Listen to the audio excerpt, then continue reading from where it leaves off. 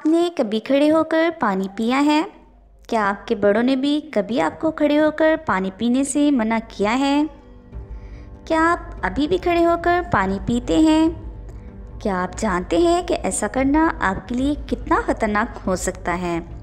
अस्सलाम वालेकुम व्यूअर्स, मैं हूँ नीलम नी इन्फो उर्दू चैनल में आपका वेलकम करती हूँ। अगर आपका शुमार भी इन लोगों में होता है जो बिना नुकसानात जाने खड़े होकर पानी पीते जा रहे हैं, तो ये वीडियो आपके लिए है। जब आप खड़े होकर पानी पीते हैं तो पानी बहुत ज़्यादा मिकदार और तेज़ बहाव के साथ फूड कैनाल से होते हुए निचले पेट की दीवार पर गिरता है, जिससे पेट के आसपास के ऑर्गन्स को बहुत ज़्यादा नुकसान पहुंचता है। खड़े होकर पानी पीने से जिस्म में पाए जाने वाले फ्लूइड्स का तवाज़ुन बरकरार नहीं रहता, जिससे जोड़ों में पानी इकट्ठा होना शुरू हो जाता है, जिसकी वजह से जोड़ों का दर्द यानी अर्थराइटिस जैसी बीमारियां जन्म लेती हैं।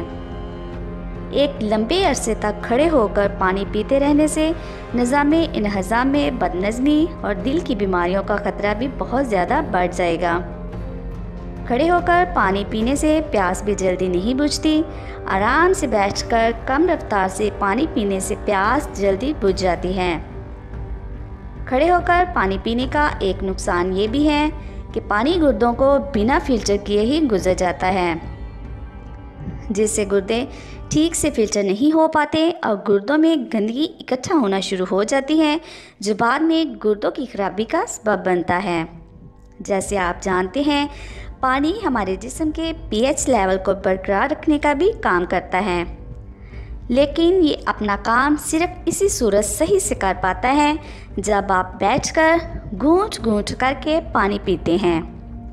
अगर आप मुसलसल खड़े होकर पानी पिएंगे तो ये आपके जिस्म से एसिड को ख़त्म नहीं कर पाएगा और इस तरह आपके जिस्म में एसिड्स की मिकदार बढ़ती जाएगी, जो बाद में बहुत सारी बीमारियों का सबब बनेंगे। सो व्यूअर्स, नुकसानात तो आपने जान लिए हैं।